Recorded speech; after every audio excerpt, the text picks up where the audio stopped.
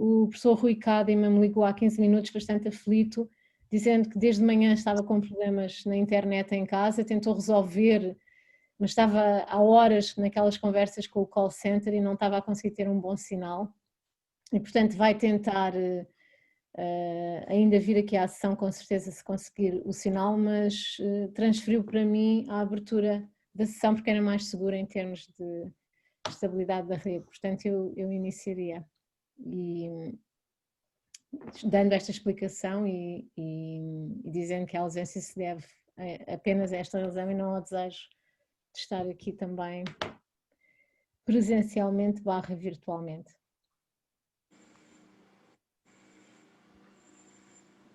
Então, se calhar, Patrícia, podemos começar, podes gravar então, para outras pessoas eventualmente poderem ver isto. Eu queria saudar todos, dar as boas tardes a todos, agradecer muito a participação de todas as pessoas que vão intervir nesta sessão, António José Teixeira, a Marisa, não vale a pena agradecer porque ela também é uma das organizadoras da sessão, não é? Portanto está implícito, mas sobretudo as pessoas que vêm de fora, a Rita Figueiras, o Mário Mesquita, todas as pessoas que estão a assistir, algumas delas e muitas delas partilhando também uma larga parte da sua vida académica, pessoal, ao nível das amizades, ao nível dos contributos académicos, ao nível da construção e da fundação do CIMOS ou de outras iniciativas, mestrados, conferências, cursos, aulas, enfim, toda essa fertilidade de ações em que todos nós partilhamos um pedacinho da vida do professor Nelson Traquina, que também hoje pretendemos aqui homenagear. Dizer também que estamos imensamente gratos aos autores que contribuíram para termos o número 37 da revista digital. Acho que estamos todos bastante contentes com o que resultou daí. São 12 artigos, isto é um número bastante limitado de contributos. Obviamente foi preciso ser, enfim, não cabem nem de perto nem de longe todas as pessoas que poderiam seguramente escrever muito e bem no tema que nos unia ali, que era tentarmos ligar investigação recente, contemporânea, sobre o jornalismo, sobre os média em geral, com alguma parte do legado académico do Nelson Traquina.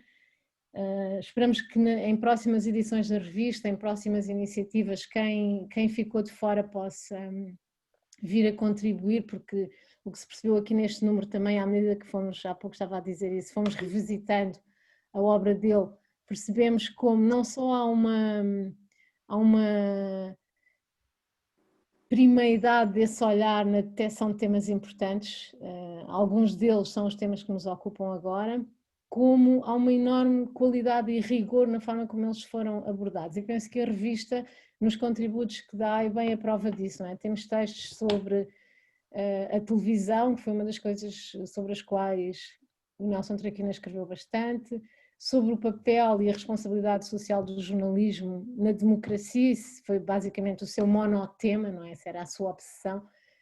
Algumas das pessoas que estão aqui, a Estrela Serrano, o Rogério Santos, partilharam dessa obsessão e foram grandes companheiros na definição dos contornos dos vários congressos, sempre dedicados à mesma coisa, média e democracia, jornalismo e democracia, não é? E muitas das questões que hoje falamos, a questão da desinformação, das disrupções democráticas, dos autoritarismos, do entretenimento excessivo, dessa contaminação entre notícias e outros géneros que tornam o jornalismo muitas vezes borderline, tudo isso foi abordado com muita qualidade, com muita diversidade, com uma grande preocupação de trazer o melhor, o mais recente, o mais atual. Para além de ser um contribuidor, o Nelson Traquina foi também alguém que soube reunir textos, soube traduzir textos, sobre encontrar sentidos e ligações entre coisas. Vários dos seus livros são isso, são coleções de artigos, não é? Compilações que o posicionam como um grande divulgador de ciência, e sabemos hoje como isso é absolutamente crucial na formação de uma figura académica total. Há muitas pessoas que vão seguramente prolongar esses trabalhos, não é? Que vão manter essa memória e essa teoria viva, sofrida, imersa no real e na contemporaneidade. além fronteiras também. Felizmente conseguimos ter nesta revista investigadores brasileiros e espanhóis. O Brasil é seguramente um país igualmente devedor nesta área ao legado do Nelson Traquina. Aliás, não só devedor como grato, não é? Eles já fizeram uma homenagem no Brasil, na Universidade de Santa Catarina, editaram alguns dos seus livros, portanto, houve sempre uma relação estreitíssima. O Nelson foi uma visita frequente de universidades e congressos brasileiros, orientou vários académicos brasileiros em teses de doutoramento, portanto, havia uma relação próxima que extravasava os laços académicos e produziu belas amizades. Uma das pessoas que está aqui representada na revista é o Eduardo Médici, mas haveria outras, a Maria Alva Barbosa, que só não escreveu porque estava a atravessar um período muito difícil da sua vida, perdeu recentemente o marido e, portanto, não teve a coragem para se animar para escrever nesta altura, mas gostaria muito de ter feito e já escreveu sobre isso mais tarde em publicações brasileiras. Então, eu queria agradecer muito a todos os autores, alguns dos quais vejo aqui com muito agrado. E queria, sobretudo, saudar também, de uma forma bastante emotiva, os dois irmãos do Nelson Traquina, a Diana Traquina e o Perry Traquina, que estão aqui connosco hoje, a quem é realmente um prazer podê-los ter aqui, partilhar um bocadinho deste momento com eles e passar-lhes a palavra para eles nos aproximarem de outras memórias do Nelson mais pessoais, mais de família, visto que vivendo noutro continente e com visitas que não eram tão frequentes, por causa da distância e da vida de cada um, provavelmente há aqui dimensões plurifacetadas da vida das pessoas que não se tocaram assim tanto. Nós não conhecemos tanto essa dimensão, eles não conhecem a dimensão em que nós podemos partilhar com o Nelson. E, portanto, eu se calhar começava por passar a palavra à Diana e depois a seguir ao Perry Traquina e prosseguiremos a sessão a seguir. Thank you. I'm Diana Traquina. I'm Nelson's sister. Both my brother and I are very honored and humbled by this incredible tribute that you're offering for my brother. I just wanted to say that today it's a very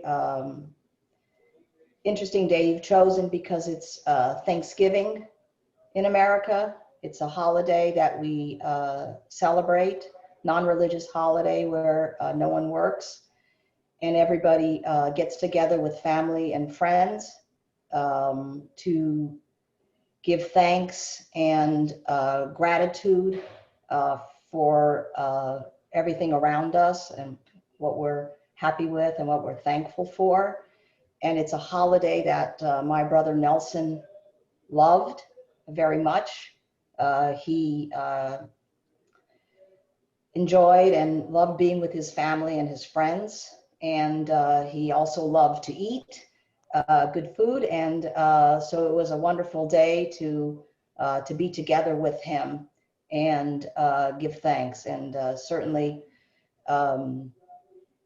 Perry and I give thanks for this conference. We give thanks that he was able to enrich so many people's lives and that we have such wonderful memories of him.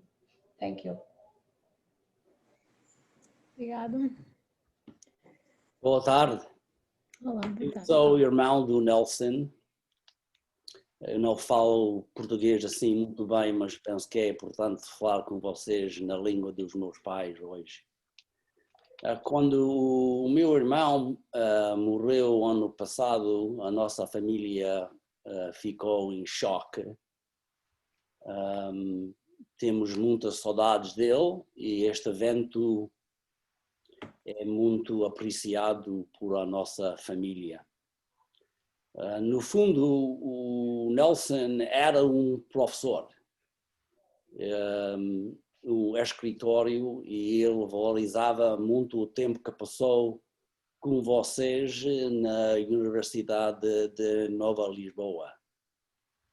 Ele gostava muito, falava muito de vocês, aos colegas dele, os alunos, os muitos alunos, e eu sei que ele ficava muito a agradecer pelo evento de hoje. Então, da nossa família toda, muito obrigado por vocês todos e por este evento. Adeus. Obrigada.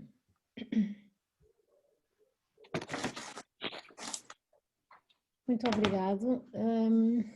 E pronto, agora iríamos prosseguir.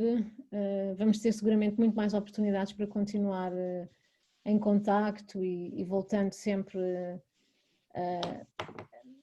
a esta memória e a tantas outras que são tão importantes, com muitas das pessoas que estão aqui hoje nesta sessão ou que virão a outras. E eu agora daria a palavra à Marisa Torres da Silva, que vai fazer um pouco a apresentação da revista e a sua conexão aos temas de investigação que ocuparam grande parte da vida do Nelson Traquina.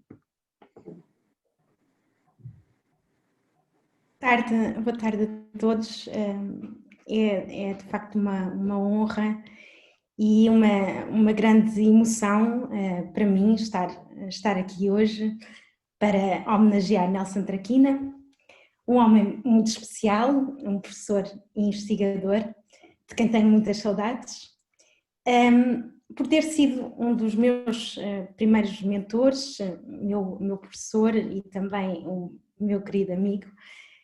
Permitam-me começar com uma nota muito pessoal. A minha primeira memória de Nelson Traquina, e é uma memória de há 21 anos. Estava eu no segundo ano da licenciatura em Ciências da Comunicação da Universidade Nova de Lisboa, e na primeira aula da disciplina Teoria da Notícia explicou que ia fazer uma viagem no tempo na história do jornalismo, e à medida que desenhava uma linha cronológica no quadro, ia-se deslocando lentamente para trás até sair da sala. E os segundos que demorou a voltar fizeram-me de facto perceber que não estava perante uma pessoa qualquer. Como professor, Traquina era um performer brilhante, que falava com muita paixão da tribo jornalística e explicava como ela olhava para o mundo com umas lentes especiais que a faziam ver umas coisas em vez de outras e ver o que escolhia ver de uma maneira muito particular. E mais tarde, nas aulas de produção jornalística, ensinou-nos a escrever notícias, enquanto nos proibia o famoso lead diz nada, as frases Sibéria e o gerúndio. Mata gerúndio, como ele dizia com tanta graça. Informação e economia da palavra, repetia-nos à medida que riscava as notícias que fazíamos, em que quase toda a gente tinha zero nas primeiras tentativas. Certamente vários dos que aqui estão partilham comigo destas memórias. Era um mestre muito amado por muitos e para todos inesquecível. Anos mais tarde conheci-lhe outras facetas, talvez menos visíveis em contexto de sala de aula, e eu destaco duas de tantas qualidades do meu querido amigo: a generosidade e também a afetividade. A generosidade porque se manteve firme na prática de trabalhar e de partilhar os seus méritos com alunos e ex-alunos, estimulando o seu crescimento e a sua afirmação profissional. Eu fui uma das grandes beneficiárias dessa generosidade. E afetividade porque quando gostava de alguém, Traquina sabia como mostrar, nos mais pequenos gestos, desde telefonemas até pequenos presentes e postais, que guardo com muito carinho. Esta homenagem não esgota de maneira nenhuma a muita imensa gratidão intelectual e humana a alguém a quem tantos devem a sua formação profissional e académica e que deixou uma extraordinária obra para pensar os médios e o jornalismo. O número de tributos que a revista Médios não acaba de publicar, a revista que Nelson Traquina fundou e dirigiu por muitos anos, é de facto a prova da atualidade e da vitalidade das temáticas sobre as quais investigou de modo tão profícuo ao longo da sua carreira. Eu vou falar um pouco daquilo que ele deixou como herança para os estudos de jornalismo, e eu posso dizê-lo sem qualquer sombra de hesitação ou de dúvida. Nelson Traquina é a maior referência dos estudos dos médias de jornalismo em Portugal e continuará a ser por muitos e bons anos. Ele publicou de forma extensiva sobre as teorias, a história, ética, valores e profissionalismo jornalísticos, revelando uma profunda consciência sobre as dimensões políticas dos médias e do jornalismo e também o compromisso com a cidadania e a democracia, como a Carla referiu há pouco. Ele conseguiu ao mesmo tempo antecipar algumas das grandes questões da reflexão contemporânea sobre os média, incluindo as tendências disruptivas na informação. Para além de Portugal, a sua obra influenciou um grande número de pesquisadores e professores no Brasil, obra essa muito mobilizada até hoje em investigações científicas. O seu legado é tão vasto que é impossível condensá-lo em escassos minutos. Eu vou, por isso, apenas destacar algumas das peças mais valiosas da herança de Nelson Traquina no pensamento teórico sobre o jornalismo. A antologia que ele organizou em 1993, Jornalismo, Questões, Teorias e Histórias, é um marco na qualificação dos estudos jornalísticos em Portugal, porque foi aqui que pela primeira vez aparecem traduzidas peças de referência no âmbito dos estudos de jornalismo a nível internacional e que hoje tão bem conhecemos, de autores como a Gay Tuckman, Mollett Lester, Galton Rudge, Katz, David Manning White, Warren Britt, Schlesinger, Blamler, Michael Schutzen, que aliás publica um artigo inédito neste número da revista Média Jornalismo, Daniel Hallin e Paolo Mancini, entre muitos outros. Este livro foi muito importante porque disponibilizou a alunos, docentes e investigadores um conjunto de textos de referência, mas que na altura eram de difícil acesso, e também foi muito importante no impulso dado à teorização contemporânea dos campos jornalísticos e mediáticos. Também a sistematização das diferentes lentes teóricas que tentam responder à questão de saber porque é que as notícias são como são é, na minha perspectiva muito pessoal, um dos elementos mais originais do trabalho de Traquina, que aparece em várias obras, mas de um modo muito particular no livro O que é Jornalismo, publicado pela Quimera em 2002. Eu posso dizer que este contributo não se encontra em mais nenhum autor ou obra de referência na área dos estudos de jornalismo. O elenco das diferentes teorias do jornalismo tem crucial importância de nos permitir perceber não apenas os princípios e o foco de cada uma das lentes teóricas, mas também de as inserir em tradições de pesquisa específicas no contexto da investigação em comunicação e ainda compreender quais as suas ramificações posteriores. Nelson Traquina tinha também a convicção de que era tão necessário entender os pontos de disputa entre as diversas teorias da notícia, como também os seus possíveis pontos de consenso, tendo em vista o enquadramento teórico mais sólido na compreensão do jornalismo. Com um olhar fortemente marcado pela tradição anglo-saxónica, era nítida a sua preferência pela lente da sociologia, isto para utilizar a terminologia da Barbie Zelizer, e pela vertente interacionista das abordagens construtivistas, que refletem um conjunto diversificado de pesquisas científicas que têm como foco a rotinização do trabalho jornalístico, a tirania do fator tempo, o jogo noticioso entre jornalistas e fontes e a própria cultura jornalística. Um outro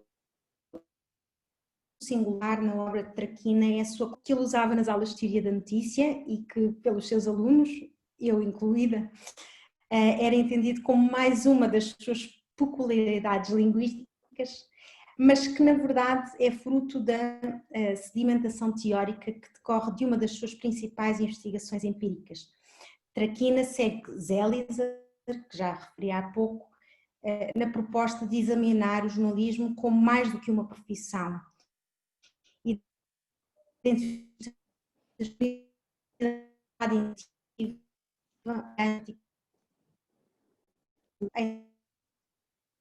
Como fazem o que fazem, a literalidade da narrativa.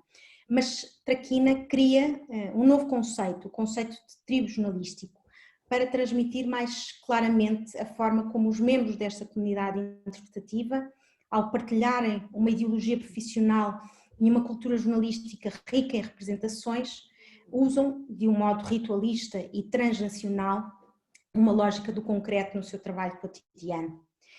Uma comunidade interpretativa transnacional, a tribo jornalística, foi aliás um dos artigos que compôs o primeiro número da revista Média Jornalismo, que ele fundou em 2002. A hipótese de que os jornalistas constituem uma tribo transnacional que partilha quadros de referência, normas e valores de notícia comuns, independentemente do contexto organizacional ou cultural em que estão enquadrados, é explorada através do estudo da noticiabilidade da SIDA em jornais de vários países, incluindo Portugal, onde foram analisados 20 anos de notícias sobre esta problemática.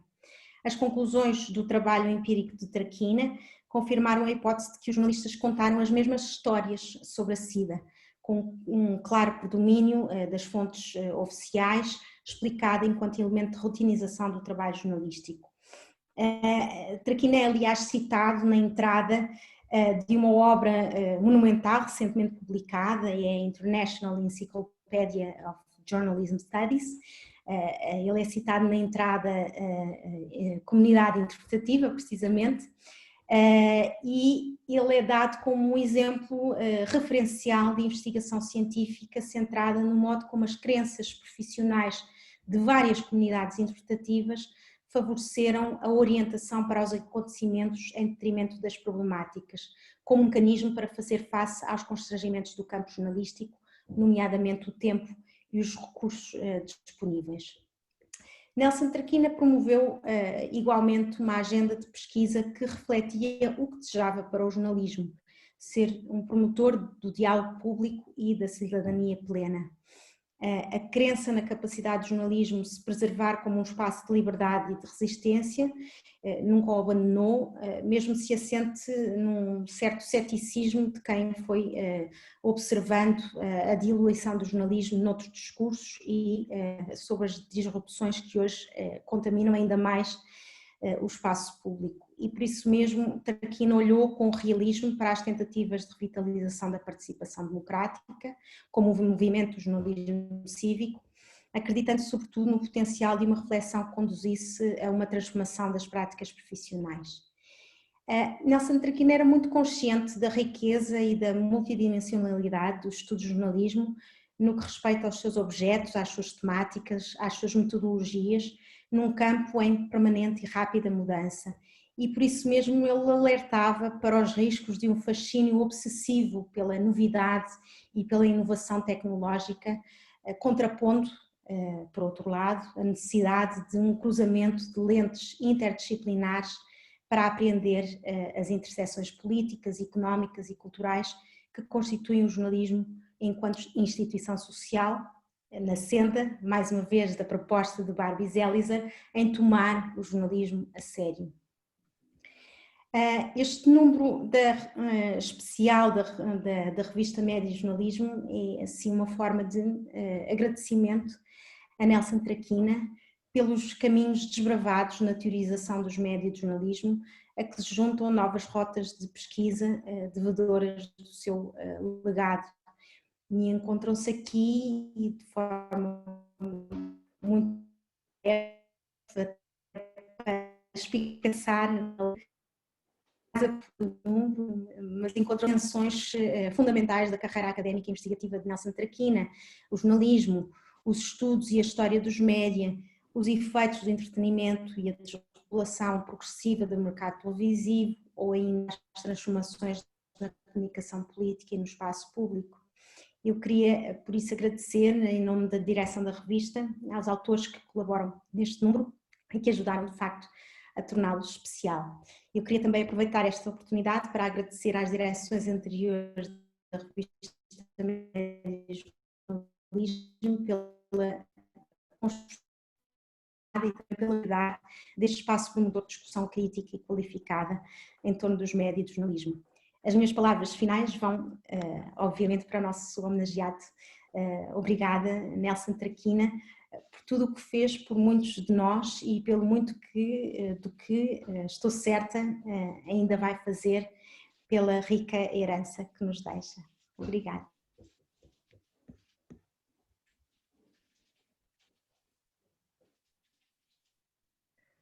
Obrigada, Marisa. Penso que depois, no final da sessão, teremos a oportunidade, muitas das pessoas que estão aqui connosco hoje têm as suas próprias memórias e convidamos todos a partilharem connosco no final. Passava agora então a palavra ao Pedro para iniciar a próxima etapa desta sessão.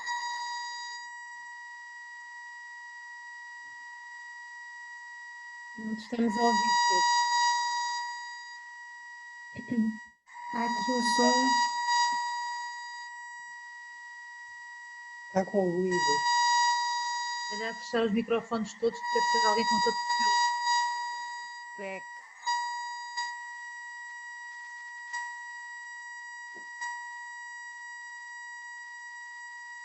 Eu não ouço Pedro.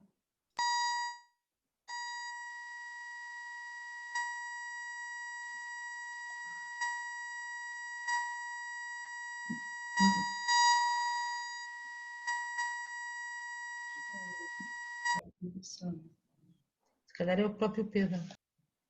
É,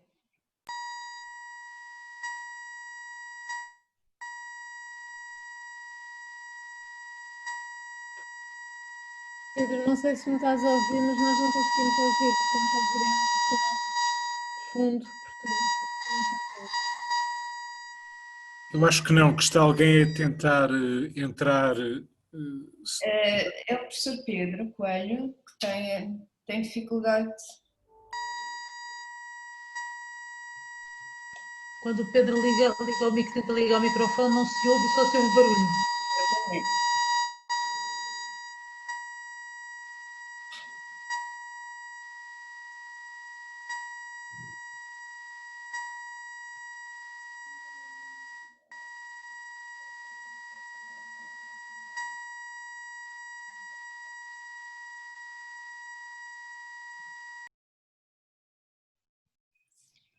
Eu peço desculpa de estar a intervir, mas eu penso que muitas vezes este problema acontece por causa dos próprios fones que a pessoa usa, por poderem estar estragados ou assim. Portanto, se calhar se tentasse tirar os fones e falar simplesmente em alta voz, digamos assim. E agora, já me ouvem? Eu tirei? Agora Sim, exatamente. agora sim. Era disso. Obrigada, Maria. Os fones estão bons, mas olha, ainda peço desculpa por isto tudo. Estava já a tentar entrar por outra via, mas assim estão-me a ouvir, não é? Pronto, eu peço desculpa por isto. Creio que não tenha sido responsabilidade direta minha. Os fones estavam bons há uma hora. Muito bem.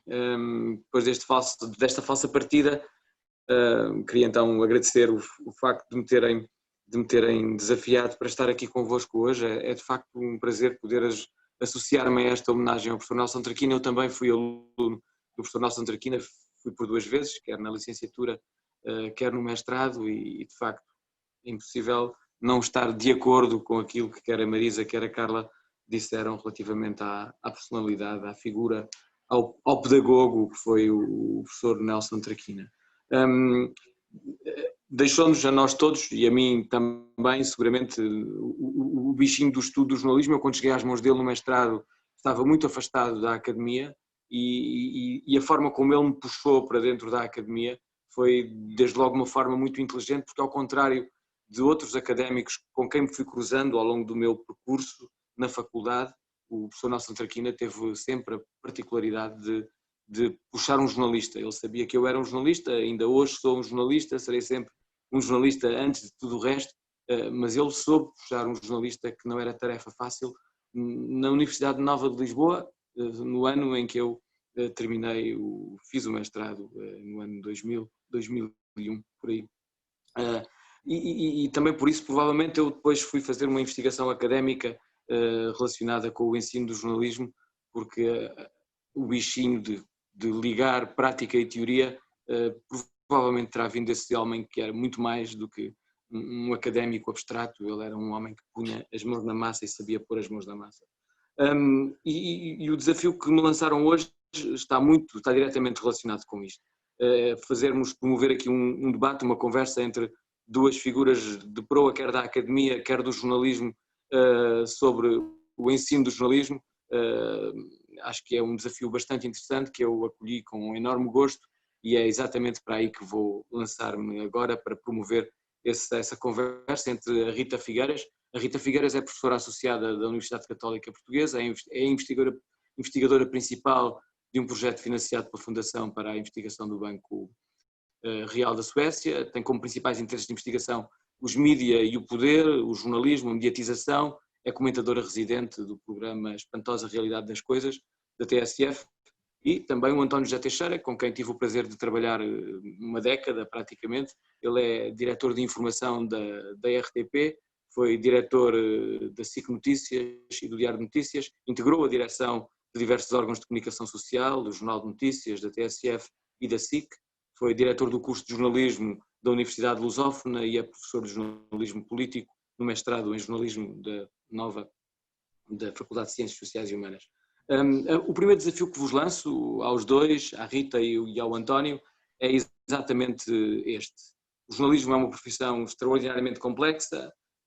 Como é que se forma um jornalista numa formação de primeiro ciclo? É para essa que desde já nos encaminhamos. Como é que numa formação de primeiro ciclo é possível juntar duas realidades que à partida estão ou refletem alguma dissonância, pelo menos no jornalismo cotidiano, que é sobretudo o lugar da prática. Há por vezes uma dissociação muito forte entre teoria e prática. Ora, para corresponder à complexidade desta profissão, como é que os cursos, como é que a formação de primeiro ciclo deveria estar orientada no sentido de promover esta articulação entre a teoria e a prática? A pergunta é para a académica Rita Figueiras, mas é também para o diretor de informação, António José Teixeira, que diariamente acolhe nos quadros da RTP ou acarinha ou acompanha licenciados nesta área do jornalismo e da comunicação.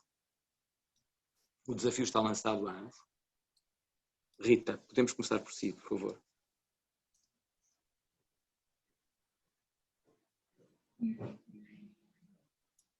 Agora não estamos a ouvir, Rita, o seu microfone está desligado. Peço desculpa, e agora? Agora sim, está perfeito. Ótimo, obrigada, boa tarde, antes de mais. Cumprimentar todos os presentes à distância, como nos encontramos, não é? A organização, os membros do painel e toda a plateia também presente neste evento.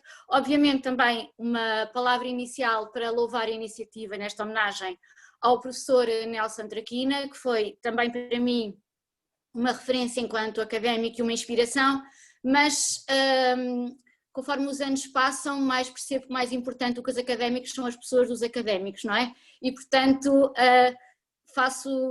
subscrevo as palavras da Marisa quando disse que enaltecia a generosidade e a afetividade do professor Nelson Traquina, que não foi meu professor, mas é como se fosse, porque não, esse professor para além do lado formal do termo, mas recordo esta generosidade e a afetividade como os traços que mais sempre me impressionaram no bom sentido do professor Nelson Traquina, e recordo também ter estado na origem da formação do SINS, não é? E também da revista, e por isso também louvo obviamente aqui a organização deste encontro, relacionado também com este número da revista, a Marisa Torres da Silva, a Carla Batista e claro também o Francisco Rui Cadima, e o convite para estar aqui hoje, com muito me honra fazer parte desta homenagem, também a oportunidade de estar aqui a discutir estas questões.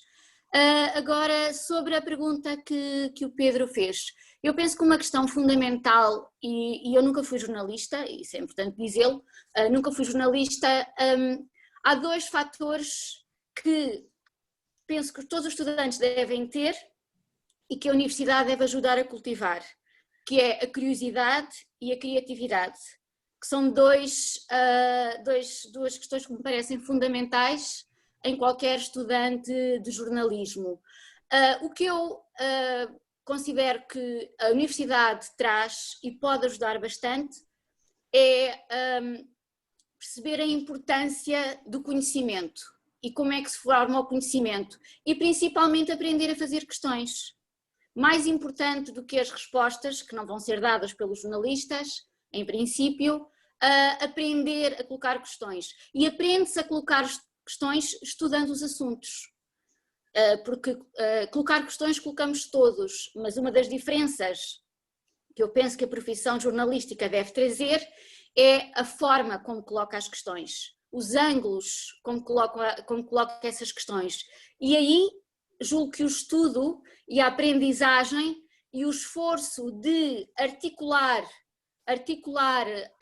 a aprendizagem teórica e perceber como essa aprendizagem teórica funciona como uma grelha de análise para compreender em maior profundidade a realidade, a sociedade, os vários eventos que estejam em curso, e por outro lado também compreender como através de uma situação concreta podemos vê-la para melhor entendermos as questões teóricas. As duas estão articuladas. Teoria sem empiria é estéril, mas também a realidade sem uma densidade que o conhecimento traz também é pouco, é curto, é raso, é plano. E portanto, para não me alongar para já, diria a questão da curiosidade, da criatividade e como se cultiva o conhecimento em benefício da colocação e da construção de questões. E ficaria... Para já, para o primeiro arranque. António. Exato. Bom, muito boa tarde a todos. Acreditem que é mesmo com muito prazer que recordo e estou convosco a pretexto de um grande professor e um homem saudoso como foi Nelson Traquina. Eu estou aqui como aluno dele, apenas e só. Aluno que continua a ser. E continua a ser quando o recordo os seus livros. E este pretexto voltou-me aos livros de Nelson Traquina e algumas memórias que guardo dele. Percebi, aliás, melhor nestes últimos dias, que tinha sido aluno de Nelson Traquina no seu primeiro ano de professor na Universidade Nova, em 1982.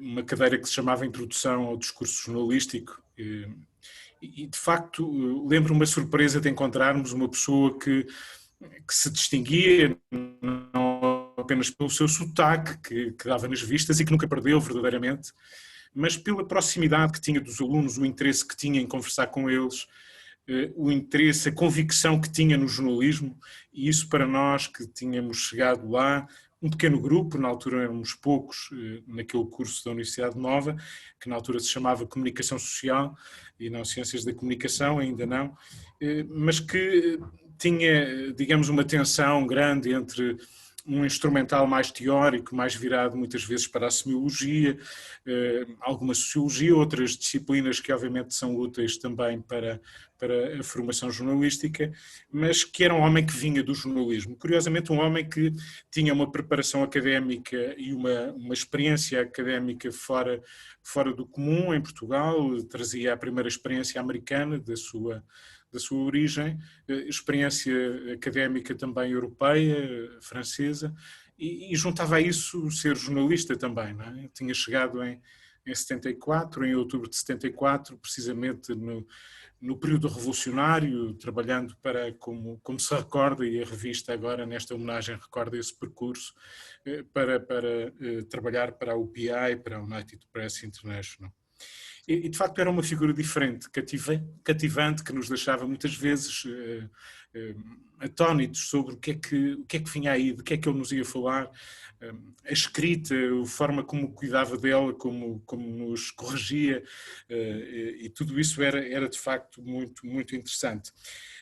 Eu devo-lhe muito. Devo desde logo, e digo isto, obviamente que as palavras bonitas nestas alturas são sempre uma tentação, mas em abono da verdade, eu direi que na altura, em 82, eu já trabalhava, não era jornalista.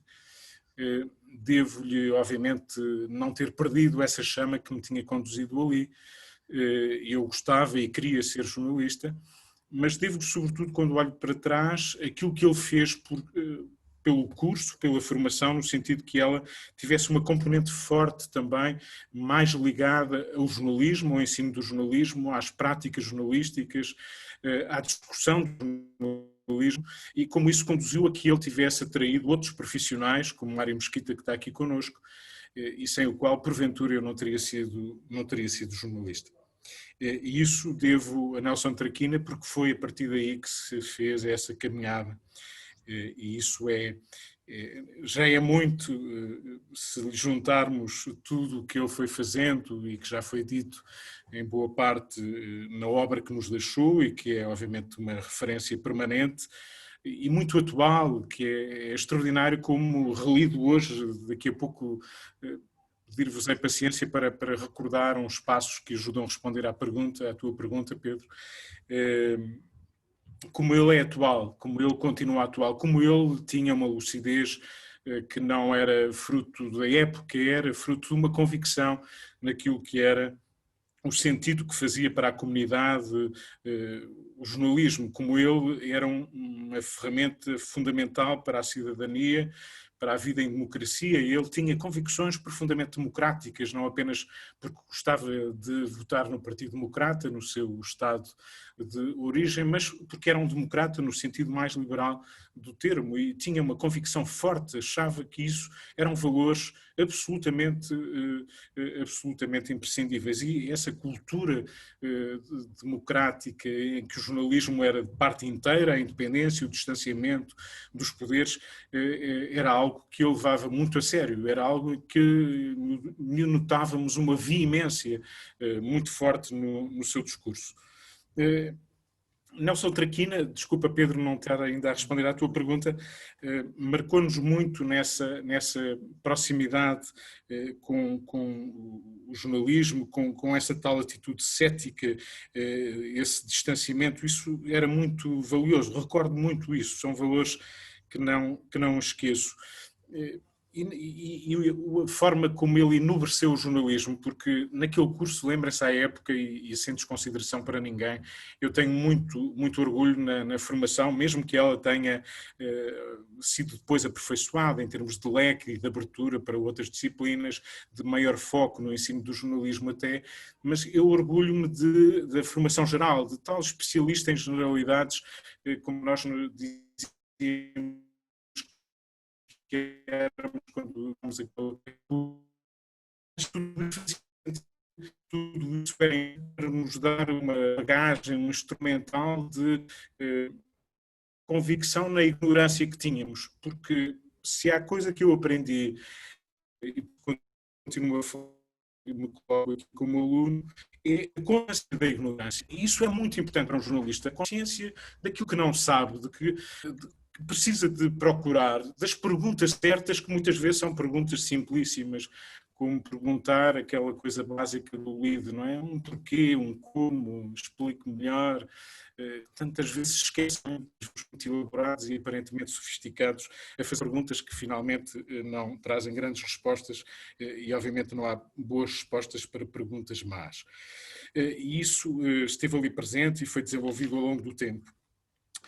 Pois bem, as perguntas, a ideia de que o ser jornalista é algo que os próprios jornalistas devem valorizar, que era uma coisa que o revoltava. Por exemplo, esta ideia ainda vigente, aliás, de que o jornalista não precisa, para ser jornalista, ter formação superior, era uma ideia que o deixava revoltado. Lembro-me perfeitamente dessas discussões. Porquê?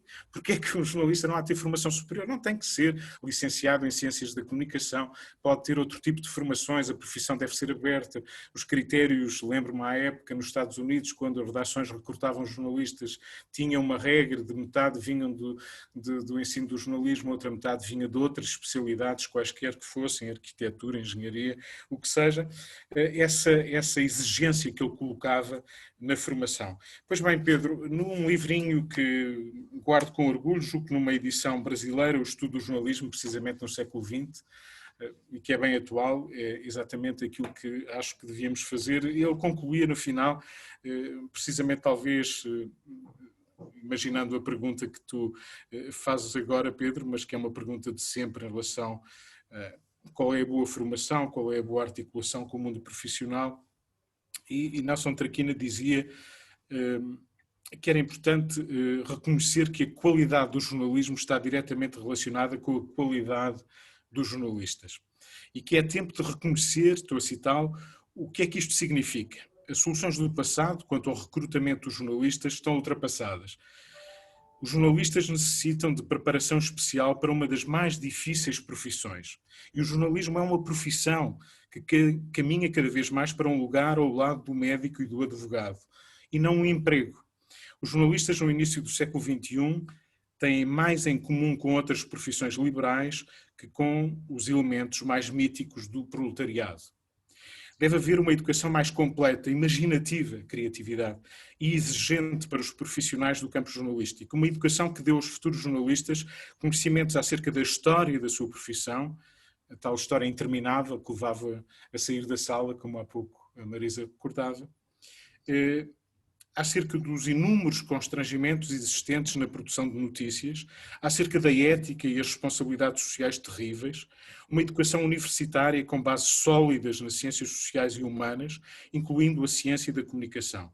Na verdade, é tempo de tirar o jornalismo da idade do feiticeiro, uma expressão de que eu gostava, e requerer níveis educacionais, nomeadamente de nível superior, que sejam compatíveis com as terríveis responsabilidades sociais.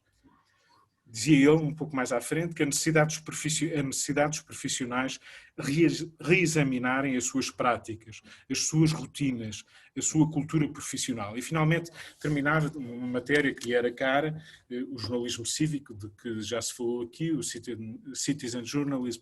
Ele tinha ligações diretas a alguns dos precursores nos Estados Unidos.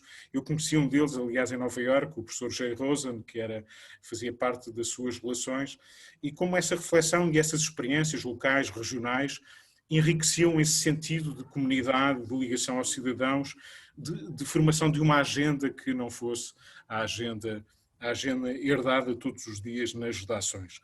E, portanto, isso era uma reflexão importante. E, se quiseres, Pedro, mais diretamente, eu diria que a experiência adquirida ao longo dos anos nos coloca sempre nas mesmas questões. Eu acho que a universidade e as redações, obviamente que têm que estar mais ligadas às práticas profissionais mais presentes no ensino do jornalismo, mas também a universidade mais presente nas redações. E isso, obviamente, está muito longe de ter sido conseguido. Porventura, vivemos até algum movimento até recessivo também aqui. Quanto ao resto, eu julgo que continuamos a ter a mesma condição de sempre, a mesma condição de partida, sem curiosidade, sem convicção naquilo que é o trabalho, o ofício de jornalista. Não há jornalismo que valha, nem jornalismo que valha a pena. No fundo é isso. Desculpem já me ter alongado um pouco. Foram claramente pistas de debate muito interessantes que aqui nos deixaram. Eu retomo algumas das vossas ideias para colocar uma próxima pergunta e esta abordagem que o António fez relativamente ao perfil do professor Nelson Traquina serve-nos de facto de base para podermos continuar esta conversa, porque a valorização da profissão, que estava tão presente na forma como ele nos ensinava jornalismo, de facto de alguma maneira está ligada àquilo que o António agora nos dizia, sendo ele uma pessoa que recebe estagiários nas redações que tem dirigido, e sabendo nós que nesta altura em Portugal, e não apenas em Portugal, mas nos países ocidentais, a porta de acesso é sempre pela formação académica em jornalismo/comunicação, na maior parte dos casos. Não há números ainda concretos sobre isso, mas todos os dados nos apontam que o acesso à profissão está cada vez mais condicionado, na minha perspectiva, bem condicionado à licenciatura ou à formação académica em jornalismo/comunicação. A questão é como é que esses alunos chegam às redações de forma a que possam exercer a sua profissão que a Nelson Traquina tanto valorizava. Porque nós sabemos que esta teoria que a Rita também nos falava, no sentido em que não podem estar desligadas teoria e prática, eu aproveito e cito uma frase que eu acho interessantíssima do Eduardo Médici, quando ele diz que a prática sem teoria é uma prática burra, da mesma maneira que a Rita dizia algo muito, muito semelhante. Portanto, esta teoria sem prática de facto não faz sentido. O jornalista, quando chega à redação e se aproxima excessivamente do objeto da matéria jornalística com a qual tem que tratar, se não fizer um distanciamento crítico, dificilmente consegue tratar o objeto da melhor maneira possível. Ora, esta questão, sabendo nós que os jornalistas que chegam às redações hoje, na sua maioria, vêm com formações de ciências da comunicação / jornalismo. Isto poderia levar-nos a uma conclusão que seria romântica e simpática, dizendo: o jornalismo que nós fazemos hoje é seguramente melhor do que aquele que fazíamos antes de entrar esta avalanche de pessoas licenciadas nesta área de jornalismo / comunicação. Isto põe-nos seguramente em causa a todos, quer aqueles que formam, quer aqueles que recebem. Onde é que nós estamos de todos a falhar, porque a conclusão a que nós chegamos é que, independentemente de ter havido grandes evoluções no jornalismo, aquilo que nós sabemos hoje é que a forma como o mercado condiciona a ação cotidiana no jornalismo, nas redações, essa forma não se desliga do jornalismo cotidiano. E quando nós sabemos também que a maior parte dos jovens que entram nas redações vêm das faculdades e quando chegam ao mercado rapidamente como por osmose, citando Warren Breed, se adaptam à rotina das redações e aprendem rapidamente como é que as coisas facilmente funcionam, mas rapidamente parecem esquecer o distanciamento que precisariam para exercer a sua atividade profissional. Posso estar a ser pessimista, também quero que me digam se estiver a ser, mas aquilo que basicamente eu gostava de saber é, neste sentido, havendo um compromisso tão grande da academia com a formação, havendo provavelmente um desligamento muito grande do mundo profissional com a continuidade dessa formação, para onde é que nós afinal estamos a caminhar? Temos um melhor jornalismo hoje do que tínhamos antes desta entrada claramente maciça de jovens licenciados em jornalismo / comunicação?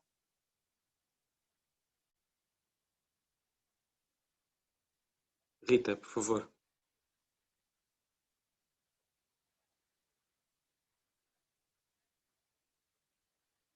Não estou a ouvir a Rita. Desculpa, tinha-me sido desligado aqui o som.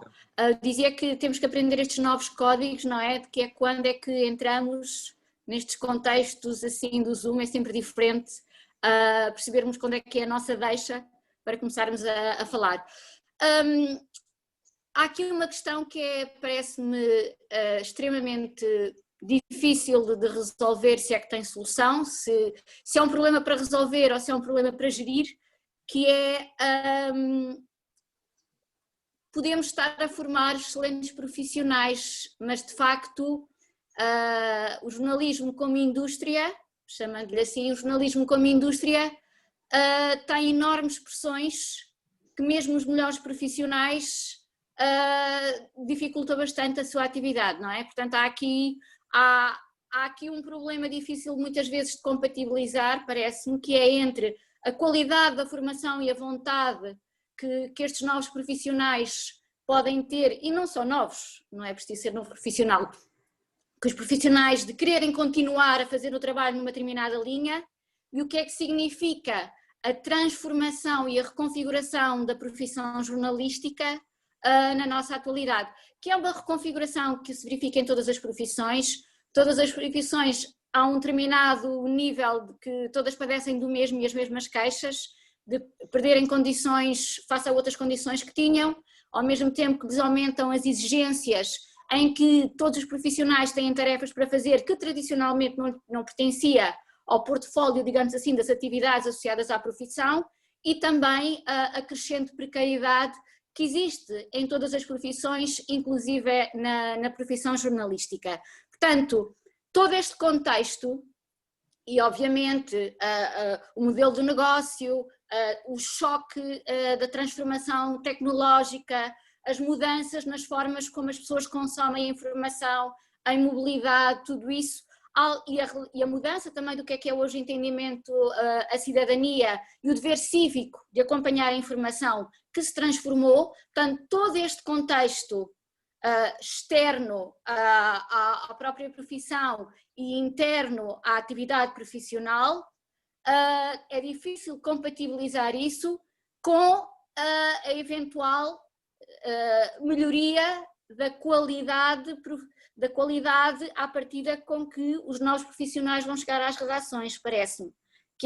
E aí, de facto, acho que nem sempre é fácil nas universidades também compatibilizar a ideia que a importância do jornalismo enquanto instituição democrática, a sua relevância social e o jornalismo assim, e os jornalistas assim como uma espécie de funcionários da humanidade, não é?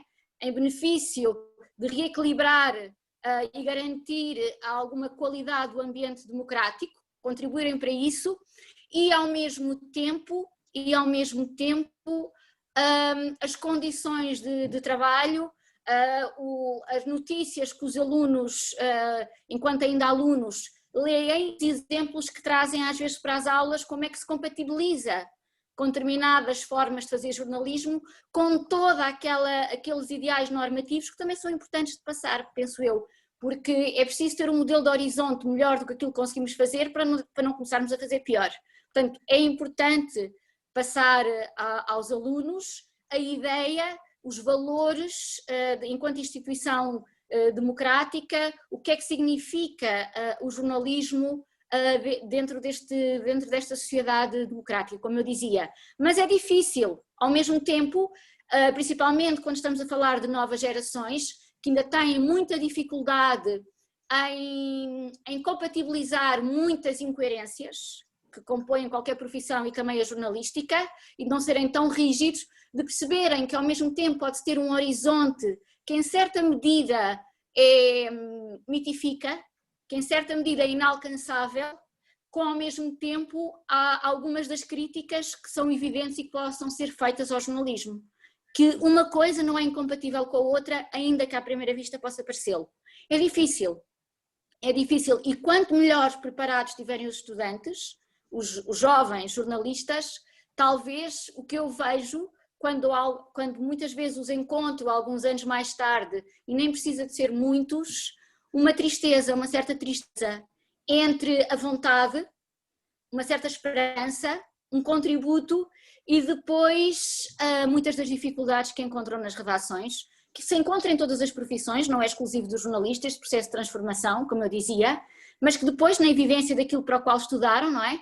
Que é ser jornalistas, têm um empate com uma realidade que é difícil e que dificulta a manutenção de uma certa vontade de dar mais espessura ao trabalho, de querer ter essa distância, quando é tudo para ontem e é preciso fazer muitas coisas diferentes e que tornar os textos mais exigentes nem sempre é aquilo que se pretende, não é? Os textos, neste caso aqui, não refiro exclusivamente à imprensa.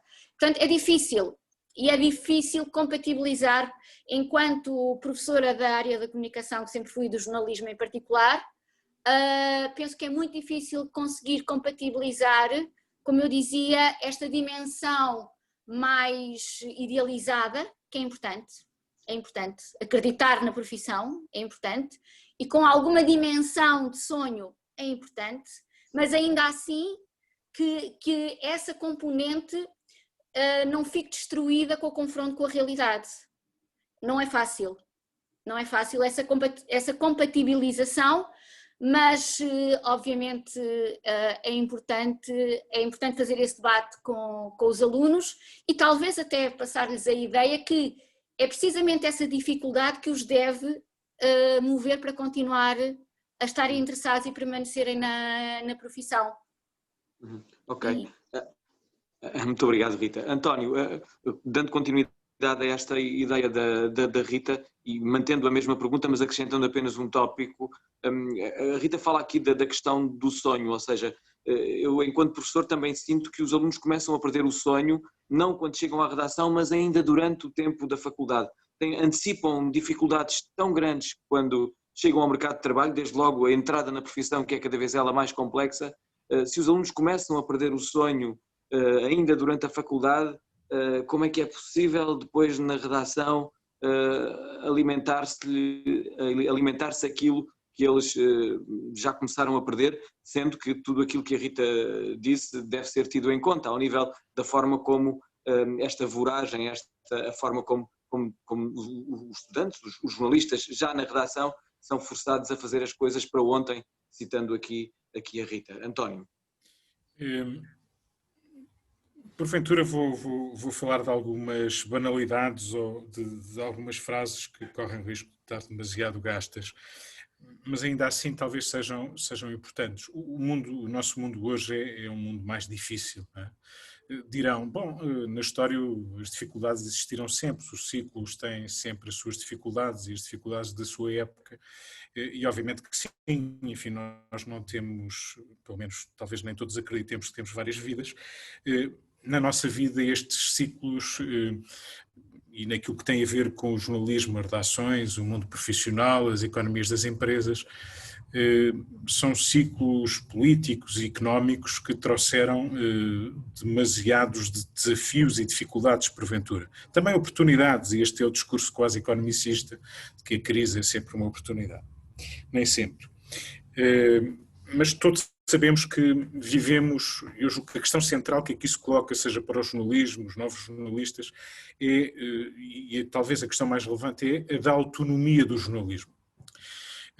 E a autonomia do jornalismo é uma questão vital para as democracias, é uma questão vital para os jornalistas profissionais, é uma questão vital para quem chega, quem está na profissão, uma questão vital nas empresas e no modo como lidam com as suas redações.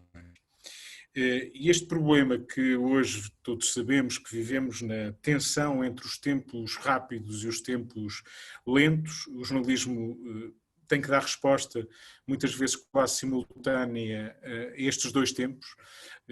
O mundo tecnológico da comunicação colocou-nos um desafio em que dificilmente nos podemos retirar de uma resposta ágil, rápida, de tempo rápido, quase instantâneo, se não instantâneo, do direto, do que quer que seja, e isto foi um desafio em que o jornalismo não se retirou, não deixou para as redes sociais ou para os veículos de comunicação direta essa presença. É um desafio que se pode colocar e de repente podemos pensar que o jornalismo não se joga aí, apenas se jogará num tempo lento e dará conta daquilo que é a sua interpretação do mundo a seu tempo. Poderemos, é legítimo encontrar boas justificações para este raciocínio, mas eu diria que aquilo que tem acontecido é uma resposta a dois tempos, rápido e lento, sendo com prejuízo, a maioria das vezes, para os tempos lentos, necessários ao bom escrutínio e à boa fundamentação das notícias e das reportagens, etc. E, portanto, nós juntamos muitos fatores, por um lado, da velocidade, ou do tal isto é para ontem, como há pouco a Rita falava, juntamos este problema da velocidade, da complexidade, de empresas com uma economia difícil de gerir, muito apertadas. Nós, em Portugal, num mercado muito pequeno e muito condicionado, e com tudo isso, junto com a precariedade que existe e com a falta, já agora, de jornalistas suficientes para darem resposta a tanto canal, plataforma, o que quiserem, a verdade é que o jornalismo se tornou mais difícil de cumprir nas suas obrigações, no respeito integral por aquilo que deve ser a sua atitude, e tudo isso não ajuda, obviamente, a enquadrar, a acompanhar quem surge na profissão, e esse tem sido um problema que se tem agravado. Eu vivi o tempo em que vinham os doutores para as redações, não é? Os mais velhos olhavam e disseram, bom, vêm aqui os tipos que têm a mania que são doutores, agora vêm aqui ensinar-nos, mas foi um tempo de renovação, de oportunidade, de crescimento, talvez até demasiado rápido, em que houve um alargamento do mercado, mas nós o que temos assistido há alguns anos a esta parte é digamos, um fechamento simultaneamente, desaparecimento de títulos e de títulos de jornais, mas simultaneamente, e tudo isto é um pouco paradoxal e vivemos no paradoxo, que é ao mesmo tempo que ele se fecha e que muitos desaparecem, mas abrem-se novas frentes, não é? Novas plataformas, e temos que fazer para a net, para a newsletter, e para o canal, e todos fazemos vídeo, e todos fazemos rádio, e todos fazemos texto, e portanto, e o jornalista em última análise faz tudo, faz as imagens, edita, e portanto tudo isso pode ser possível. E, portanto, a complexidade em que hoje o exercício da profissão, a economia dos média em que funciona, tornou tudo isto bastante difícil. Não me ocorre melhor, tornou isto mais difícil. E eu diria, em relação à formação, começando por aí, que eu acho que a formação de um jornalista hoje, ou mesmo de alguém que trabalha no mundo da comunicação, tendo em conta a responsabilidade social que é pressuposto ter, que tem vindo, aliás, a aumentar, em boa verdade, essa responsabilidade, mesmo que os resultados que conhecemos nos deixem muitas vezes frustrados, desiludidos, revoltados até, mas isso é mais um motivo para pensarmos que se calhar temos que investir mais em formação, ela deve ser mais completa, mais exigente, porventura mais demorada, e esse é um ponto, do mesmo modo que temos que encontrar condições para a sobrevivência das nossas democracias, para que as condições de trabalho sejam outras, para que a valorização da profissão seja outra, para que a responsabilidade que atribuímos a esta profissão tenha, obviamente, outras condições para ser exercida. E não é apenas porque todos gostaríamos de ter outras condições de trabalho, é porque nesta função de mediação e no sentido que ela continua a fazer hoje, e acho que continua, se há alguma coisa aprendemos em tempo de redes sociais, é que essa mediação faz falta, mas essa mediação faz falta se ela fizer a diferença, se ela for mesmo mediação, se ela nos ajudar a fazer escolhas com base em factos fundamentados. E eu, entre outras perplexidades, dir-me-ão, obviamente que não enjeitarei as responsabilidades que fui tendo e tenho, mas das minhas perplexidades, por exemplo, hoje, não sei se vos ocorre isso, e não é nenhuma crítica para nenhum produto ou nenhum formato que tenhamos pela frente, é quando aqui lá fora eu vejo que hoje se fazem programas de fact-checking e que são coisas que me deixam muito perplexo, porque isso é exatamente um sintoma das debilidades e das fragilidades que o nosso jornalismo tem. E essa revelação de que é preciso fazer fact-checking deixa-me, confesso-vos, muito perplexo, e mesmo com o desafio de dizer, bom, se a empresa onde eu trabalho não tem um programa de fact-checking, que se calhar é porque aqui não se faz fact-checking, e portanto se calhar temos que fazer alguma coisa para dizer às pessoas lá em casa que nós também fazemos fact-checking. Talvez o pertinente não seja fazê-lo do mundo da comunicação, das redes sociais, desse ruído eterno e interminável que nós notamos aí. Talvez muitas dessas coisas não precisem de fact-checking, se o fizermos já daquilo que é importante, naquilo que é relevante, que nós alinhamos todos os dias nos nossos jornais, talvez fosse um bom contributo. E é, portanto, neste mundo, se quiserem um pouco, em que é um bocadinho como Mário Mesquita dizia, sobre o tal quarto poder frustrado, e que era também algo que era caro ao Nelson Traquina, essa ilusão de que nós temos muito poder na mão. Eu digo sempre que há mais jornalistas a trabalhar fora das redações do que dentro das redações, também em Portugal, mas não apenas, e esse é um dos problemas, essa pressão que hoje está à volta do jornalismo tem a ver com isso.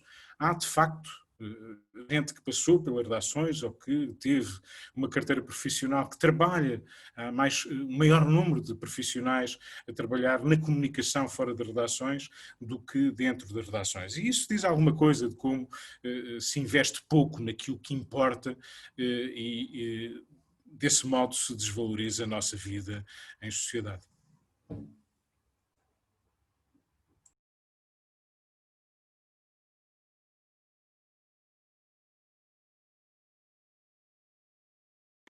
Pedro, liga o microfone. Porque alguém me desligou o microfone. Não deviam ter desligado o microfone. Bom, estava eu a dizer que eu sei que há pessoas aqui que gostariam de comentar, em concreto a Estrela Serrano, que já pediu... Agora estou a ouvir outras vozes que não a minha, mas presumo que a minha também vos esteja a chegar, oxalá. Estava eu a dizer, vamos fazer aqui uma pausa para ouvirmos o professor Mário Mesquita, com a garantia de que o tema não fica completamente fechado. A seguir à intervenção do professor Mário Mesquita, tenho instruções para abrir um pouco o debate, para ouvirmos outras vozes que também estão neste fórum, porque há aqui questões que são muito pertinentes. Eu inclusivamente tinha mais uma bateria de questões para fazer relacionadas com o futuro, porque falámos muito do estado das coisas. É preciso pensarmos no futuro, e ainda por cima, tantas vezes que o professor Nelson Traquina nos desafiou a pensarmos no futuro e a construirmos o futuro, que é também um pouco aquilo que estamos aqui a fazer agora, mas vamos fazer uma pausa, vamos ouvir o professor Mário Mesquita, que durante os próximos 20 minutos, boa tarde professor Mário Mesquita, também fui seu aluno, com muito prazer e muito gosto, agora é vice-presidente da ERC, é também professor na Escola Superior de Comunicação Social e na Universidade de Lusófona, é autor de vários livros, um deles já aqui citado, o António José Teixeira, O Quarto Poder, e um desses livros também foi escrito em parceria com o professor Nelson Traquina, sobre o jornalismo cívico, conceito que também já foi aqui falado hoje ao longo desta sessão. O professor Mário Mesquita irá falar-nos sobre a tese francesa do investigador luso-americano, portanto irá falar-nos da tese de doutoramento do professor Nelson Traquina. Boa tarde mais uma vez, professor Mário Mesquita, seja bem-vindo a este fórum. Boa tarde, Pedro. Boa tarde aos participantes na mesa redonda, que continuarão certamente a participar no debate, a Rita Figueiras, o António José Teixeira.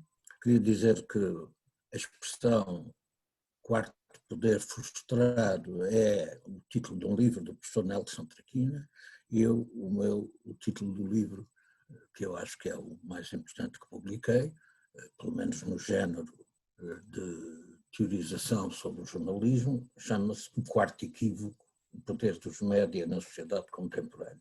Pronto.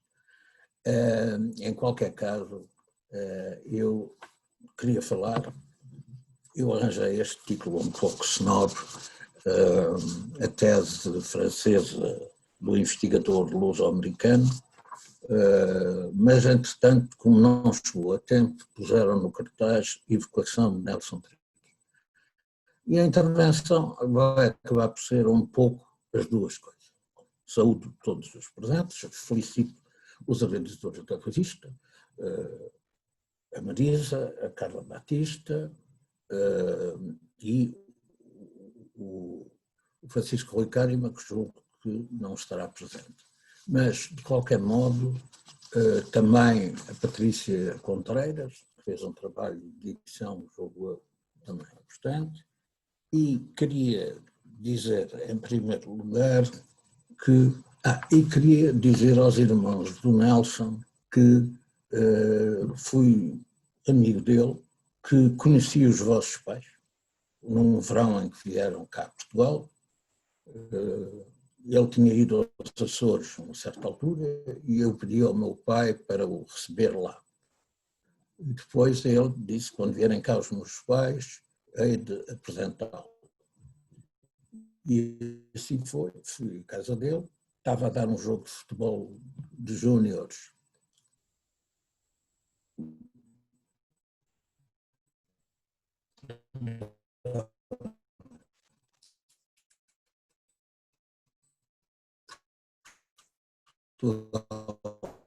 Angola.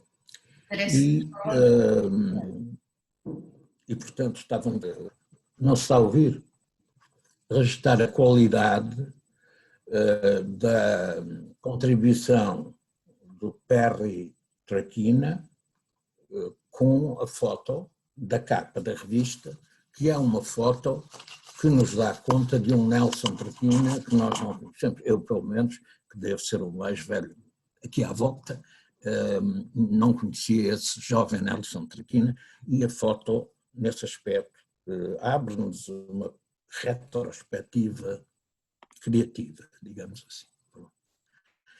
E, portanto, deixo esse agradecimento também ao Perry. Queria finalmente dizer, acho que já felicitei a equipe, e queria sublinhar dois aspectos. O primeiro é que, quando apareceu a antologia, em 1993, Jornalismo, Questões e Histórias, jornalismo, Questões, Teorias e Histórias,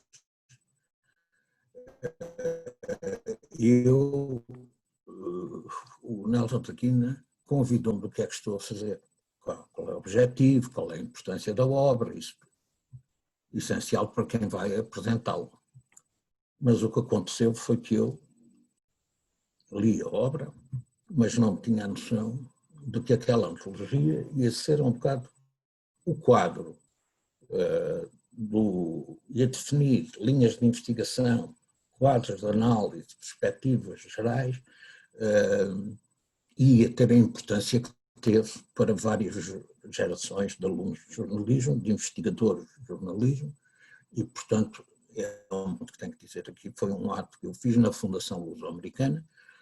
Felizmente não foi muito grave, a minha apresentação não esteve à altura, mas o número de pessoas que lá estavam presentes era muito reduzido.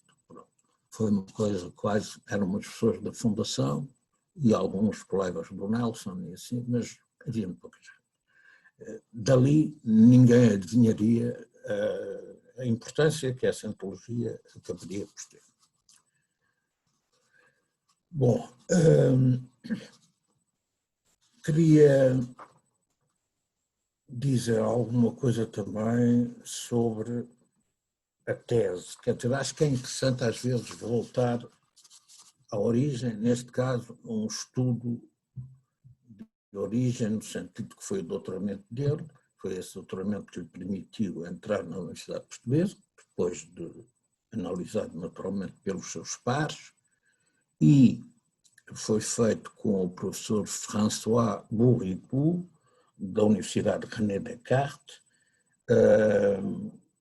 e essa é a tese francesa do investigador luso-americano. Quer dizer, na minha perspectiva, o jornalismo é sempre um trabalho intercultural. Quer dizer, quando aparece um autor, e há um que diz isso com um artigo erudito publicado na vossa revista, que diz, bom, o jornalismo é americano. Não sei que é uma frase usada por um teórico, propagandisticamente, mas eu não tenho essa visão.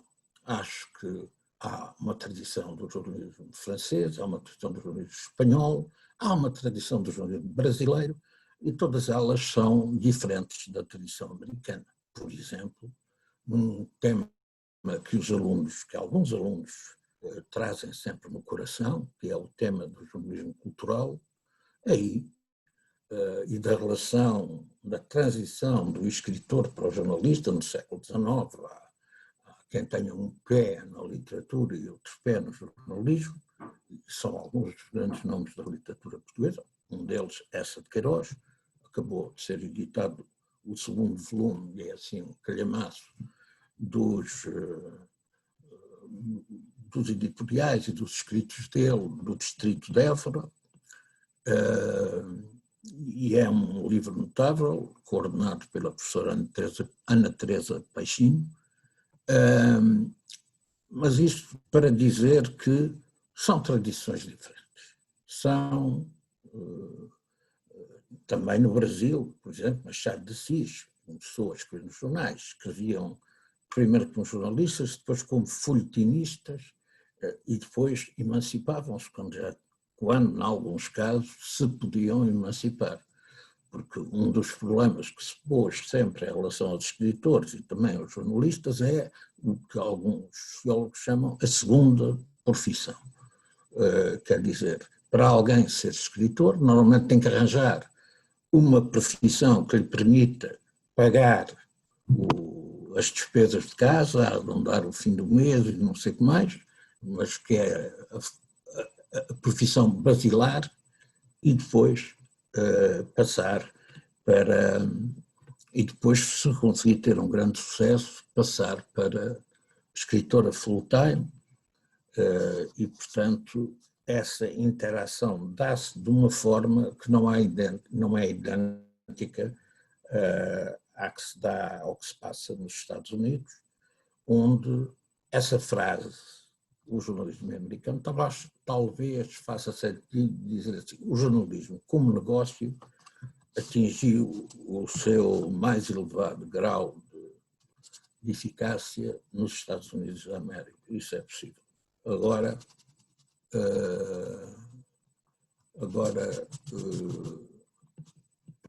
era uma nota que eu queria aqui deixar. Eu,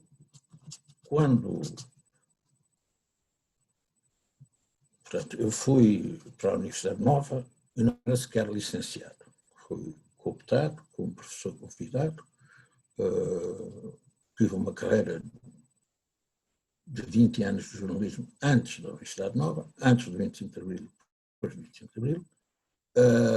Mas evidentemente que essa carreira, embora fosse sempre acompanhada com leituras, havia, o que é que havia? O que é que tinham os jornalistas antes do 25 de Abril e naqueles primeiros anos em que ainda não havia ensino universitário, o que é que tinham para recorrer? Lembro-me bem que o meu chefe de redação no Diário de Notícias era um grande admirador de um livro, de um compêndio, de um autor chamado Fraser Bond, que estava traduzido nos Estados Unidos e que era um bom manual de prática jornalística, digamos assim. Mas havia muito pouca coisa, havia alguma coisa brasileira, muita gente recorria ao mercado espanhol, e aqui convém dizer o seguinte, é que os espanhóis fizeram a recepção destes autores clássicos, entre aspas, acho que se pode dizer assim, destes autores da teoria do jornalismo, das teorias do jornalismo, da Communication Research americana, foram fazendo, há até um livro que faz uma cronologia da recepção dessas obras, que estão, parte delas, ou a maior parte delas, recenseadas na antologia do professor Nelson Traquina. Quero dizer, porque os espanhóis concederam à profissão de jornalista um relevo muito grande. Há estudos até de autores que não são peninsulares, comparativos sobre o jornalismo em Portugal e Espanha, ali na altura do 25 de Abril, e o que eles dizem é que em Portugal o jornalismo, eles perguntam, porquê é que em Portugal o jornalismo com profissão não era tão dignificado, não era bem remunerado, não era uma profissão prestigiada, etc., como era em Espanha. Porque, afinal, os dois países tinham regimes políticos similares, com censura prévia, com polícia política e tudo isso. E a conclusão, a resposta que é dada por esses investigadores, Gene Seaton e Ben Pimlott, é que tinha que ver com o mercado. Espanha tinha um mercado que permitia que houvesse empresas de comunicação com uma capacidade de difusão, um acesso ao mercado muito maior. E, portanto, isso também levou a conceder uma maior importância ao jornalismo, porque o franquismo, logo a seguir à Guerra Civil, funda a Escola de Periodismo de Madrid. E isso, em Portugal, só vai passar-se com a Universidade Nova de Lisboa e o ISCS, não sei quantos anos depois. E o ISCS era um curso de ciência política com umas pequenas variantes em comunicação. Desculpem se está aqui alguém que de lá tenha vindo, mas era a minha análise nessa época. Agora não sei como é que está. Está certamente melhorado. Está certamente melhorado. Mas o que queria também dizer, a propósito disto de Espanha,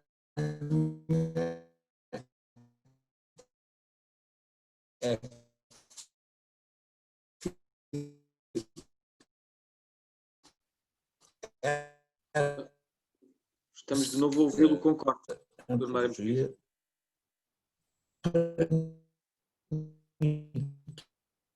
Olha,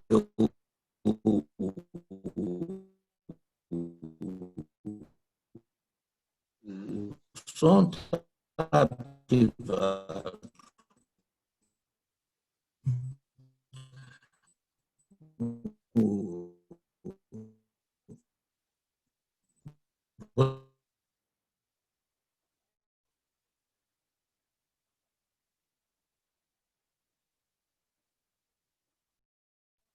Portanto, estão mesmo a existir cortes aqui na intervenção do professor Mário Mesquita, não é? Não é só minha rede. Ele caiu, provavelmente vai entrar para voltar a entrar. Deve ter tido algum problema de som. Vamos esperar Sim. um bocadinho. Vamos esperar que ele regresse. Eu acho que ele percebeu. Será que ele continua? Pois, esta pausa pode ser longa, pode ser preenchida eventualmente com... ele já está cá, de novo. Professor Mário Mesquita, nós perdemos-lo durante um pedaço. Primeiro o seu som começou a ficar muito perturbado e depois perdemos mesmo a imagem. Peço que... Se me perderem de todo, estão à vontade para não, nós não queríamos perdê-lo, pelo contrário, só queríamos que regressasse. Eu também não queria. Vou tentar. Ok, muito obrigado. Eu vou tentar ir falando, se houver alguma coisa, digam. Obrigado, Pedro. Posso ir falando. Se me disserem que sim, que estão a ouvir. Agora estamos a ouvi-lo perfeitamente. Eu tinha dado esse título, que era a tese francesa de um investigador luso-americano, porque, de facto, ele apresenta uma tese dirigida pelo professor François Bourricou, sociólogo, e apresenta-se sobre um tema que no ano em que a tese é feita, 1980, estava bastante não queria dizer na moda, mas estava bastante no ar do tempo, sociológico e comunicacional. Porquê? Porque é o tempo dos grandes debates na Unesco sobre a ordem internacional da comunicação e a nova ordem internacional da comunicação, que tiveram um grande relevo político e que levaram a que os Estados Unidos e a Inglaterra saíssem da Unesco. Em qualquer caso, não vou pronunciar-me sobre essa tese, mas o que queria dizer é que Nelson Traquina vai fazer um estudo sobre a forma como as 4 agências noticiosas internacionais, as mais importantes, as agências ditas mundiais, trataram Portugal 74, 75. E faz uma análise detalhada, que eu não vou aqui estar a transmitir. Poderei fazê-la depois noutro contexto. A Carla, de facto, fez no seu mestrado, introduziu essa reflexão. E ainda me lembro do comentário que o Nelson fez, porque eu tive a honra de ser o orientador dela, e o Nelson disse: que ingenuidade, este tema já está, e de certa maneira já estava, mas não é porque tenha tido respostas, é porque as coisas se foram complexificando mais e mais e mais. E, portanto, pronto.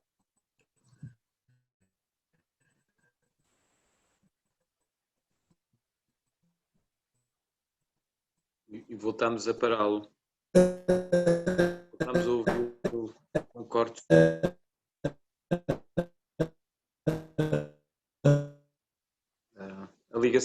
A sua ligação à internet, professor Mário Mesquita, está com muitos problemas. Nós agora frisou completamente.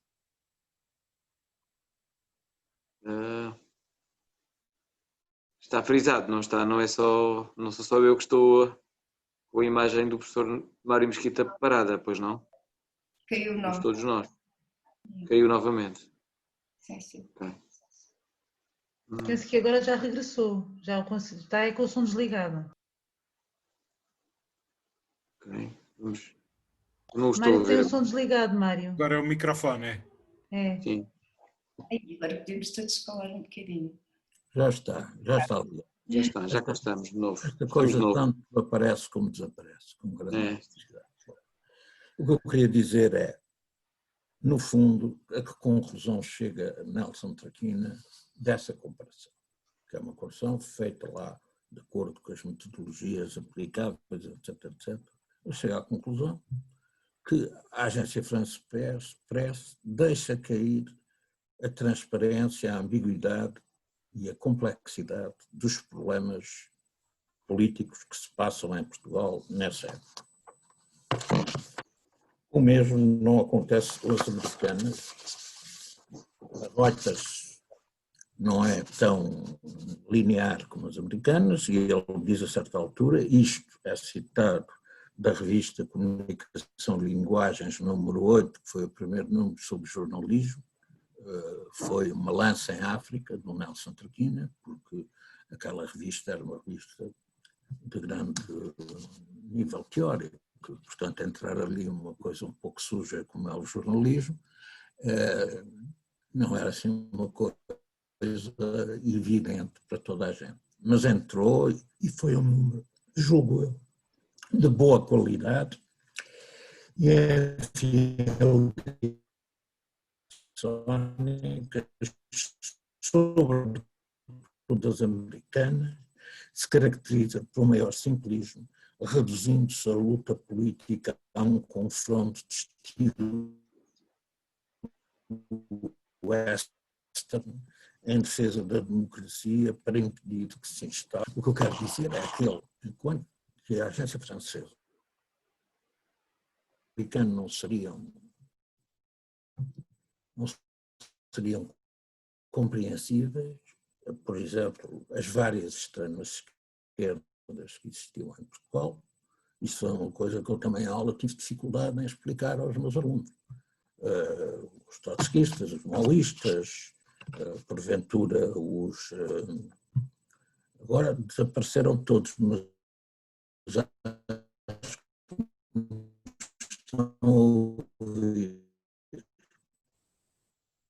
e eu estou a falar.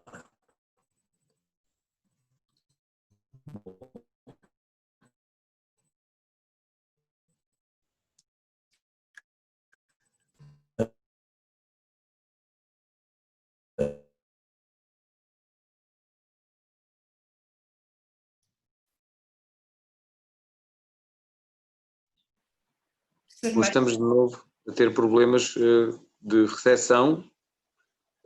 Perdemos de novo o professor Mário Mesquita. Eu peço aos anfitriões desta reunião que assumam a condução da mesma. É que estamos mesmo com dificuldade em ouvir aquilo que o professor Mário Mesquita tem para nos dizer, infelizmente estamos com dificuldade. Acho que sim, acho que infelizmente isto está a ser recorrente, não parece que vá melhorar. Se calhar era melhor, depois explicamos ao Mário e abrimos agora o debate. Eu sei que há muitas pessoas aqui que gostariam de comentar, intervir. A Estrela já tinha manifestado essa intenção, eu se calhar passaria para esse registro. O que é que achas, Pedro? Parece-me boa ideia, sim, acho que podíamos fazer isso. Não sei a que horas é que vamos terminar, são agora 18h36. Eu dava-te esse papel de gerir as intervenções como estás na moderação, faz mais sentido, mas a Estrela já foi a primeira pessoa a pedir para comentar, se calhar podemos começar por ela. Muito bem, então vamos gastar bons 15 minutos nos comentários das intervenções, incluindo desta intervenção incompleta do professor Mário Mesquita. Estrela Serrano, muito boa tarde. Estamos então a responder diretamente ao seu apelo, com muito gosto. Estrela, ligar o som. Exato. Não me estão a ouvir, é? Estamos perfeitamente. Já liguei o som. Não sei se ele chegou, está. Já temos de novo connosco também o professor Mário Mesquita, entretanto. Está feito. Bom, eu ainda por cima amanhã tenho uma aula nesta coisa e espero que não seja tão dramática como esta. Em qualquer caso. Não sei se o Mário ouviu, mas entretanto está assim mesmo muito difícil ouvi-los. Os cortes são constantes e muito entrecortados. Penso que não há condições então, para... Eu o que propunha era fazer uma breve síntese e terminar. Ok, mas então... se não for possível, não foi, porque eu vejo... Então façamos isso, pode ser que consigamos durante essa síntese não perdê-lo. Vamos então fazer... É isso que eu vou tentar. É isso. Arrumar o assunto de nada, salvo seja, não é coisa que se diga numa comunicação. Peço desculpa à Estrela Serrano, já voltamos. Esteja à vontade. O Mário é sempre um prazer ouvi-lo. Tenho muitas saudades de estar consigo. Bom, o que eu ia dizer é...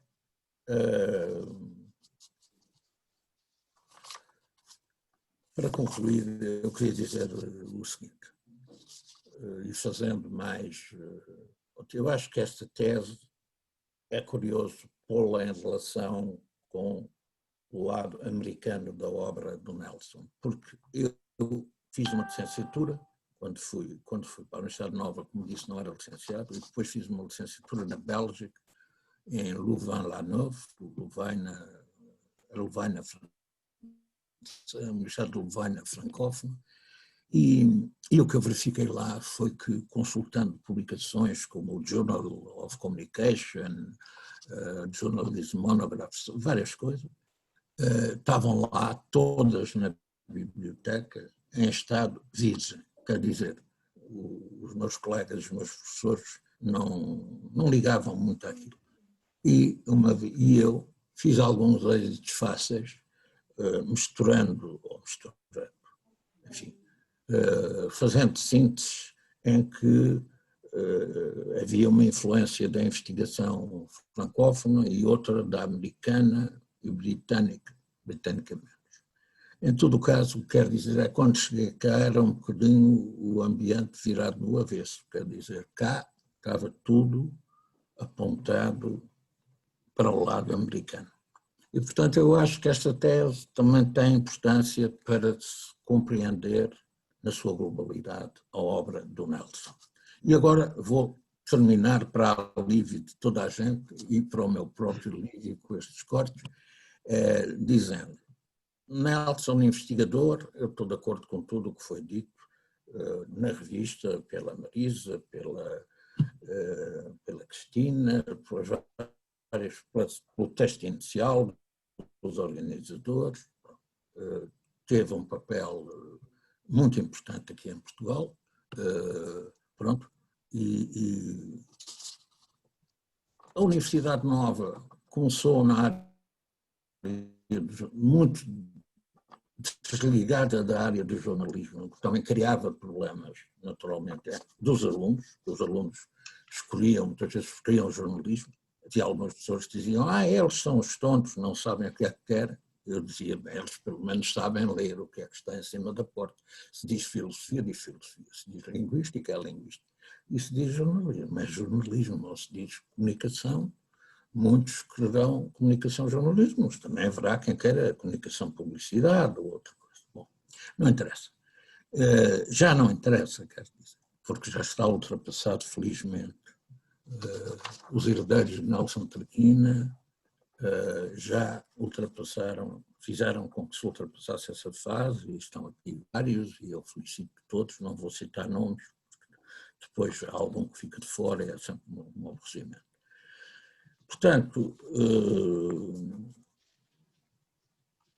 como colega, era uma pessoa impecável. Para mim foi uma pessoa impecável, porque eu vinha do jornalismo, tinha 20 anos de jornalismo atrás, ele podia ter olhado para mim como um perigoso concorrente, qualquer coisa. Nunca teve essa atitude. Procurou sempre estimular-me, procurou sempre, apreciava que eu tivesse feito progressos no meu inglês. A minha segunda língua foi sempre o francês, eu faço parte do tempo da pedra lascada, como só dizeste, e, portanto, o que eu queria dizer é funcionamos sempre bem. Não quer dizer que eu estivesse de acordo com ele em tudo, não estava com certeza. Ele era professor catedrático, isso impõe respeito, ainda hoje julgo que é assim. Não vejo nenhum à vista, mas deve estar por aí algum professor catedrático que sabe que a coisa é importante. Finalmente, como pessoa, eu acho que ele era uma excelente pessoa. Era uma excelente pessoa, era um bom colega, e acho que é tudo o que eu tenho a dizer sobre isto. Cumprimento os irmãos, se ainda estiverem a ouvir, e desejo que o legado que ele deixou seja desenvolvido, seja analisado, se progrida nesse sentido. E também agradeço muito o convite para estar nesta sessão, porque eu sinto que tinha o dever estrito de dizer alguma coisa em relação, nesta evocação, nesta homenagem ao Nelson. Pronto.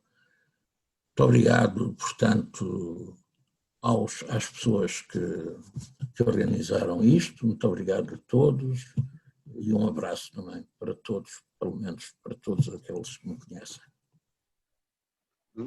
Muito obrigado, professor Mário Mesquita. Eu agradeço, embora não seja o anfitrião da reunião, mas como estou aqui investido do papel de moderador, agradeço bastante a sua intervenção. Infelizmente tivemos esses cortes, mas acho que o essencial seguramente ficou e foi naturalmente um testemunho muito, muito interessante. E abro então agora o espaço para esta reta quase final do nosso percurso. A Estela Serrano estava há pouco a iniciar um comentário na sequência de tudo aquilo que nós aqui ouvimos hoje à volta do nome e do legado do professor Nelson Traquina. Boa tarde de novo, Estela Serrano. Olá a todos, boa tarde. Agradeço muito, peço desculpa, não era propriamente um comentário ao que foi dito, mas digamos que eu sou, talvez, das pessoas que viveu com o Nelson Traquina. Está também a Carla Batista, há mais pessoas neste grupo que também certamente se recordarão o que foi para nós o outro lado do Nelson Traquina, que é aquele lado que ele tinha da sede de investigação do jornalismo.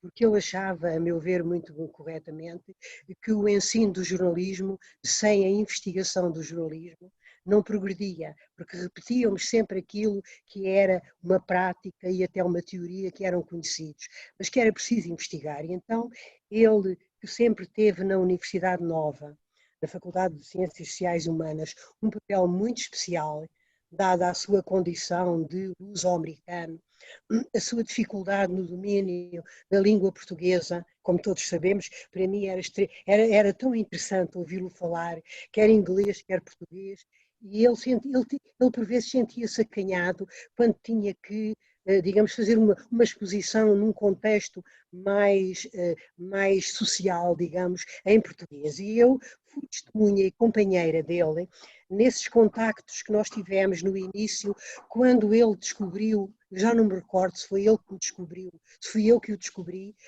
como, na altura, ele como responsável, era a diretora e fundadora do curso de jornalismo na Escola Superior de Comunicação Social.